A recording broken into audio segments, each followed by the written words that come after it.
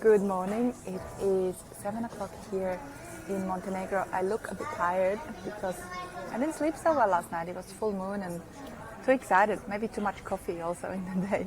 And I wanted to quickly share with you another marketing moment on the go. And before I do, let me quickly show you the scenery. I am here in a place called Kotor. A beautiful old town here in Montenegro, and I have had too many coffees so I'm going to try not to talk too fast. The one thing I wanted to share with you today is a little insight on how to deal with overwhelm, because when it comes to marketing there's so much we could be doing.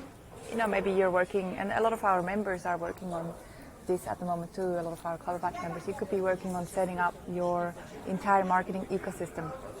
Maybe you need to map out your marketing funnels, and it just seems to be like an endless stream of work that you could and maybe should be doing to grow your company. So how do you go about not feeling so overwhelmed? I'm going to share with you the strategies that I use, and for us right now, this is another example. We're just working on launching the new Basic Bananas website and making it super duper user friendly for you to access our resources also from your iPhone or from your phone, or from your mobile device. So it's really easy and becomes the hub for you to access really cool marketing content to grow your business. So how do you go about breaking down a pretty large project without getting overwhelmed? And I've got sort of three things that I do. The first thing is to just break it down into the next step. So what's the next step? So let's say you need to map out your entire marketing ecosystem. It's quite a big task. So what's the next thing that you need to do? And just breaking it down into the smallest micro steps so that you don't get paralyzed by inaction. So what's the next step, number one? Number two, of course, when you start to maybe get a little bit into a feeling of overwhelm or even anxiety, meditation and just coming back to breathing always helps. I personally use some meditation apps to help with that. I use Insight Timer, and even just 5 minutes of taking a break and tuning back into yourself, centering yourself, can be super helpful.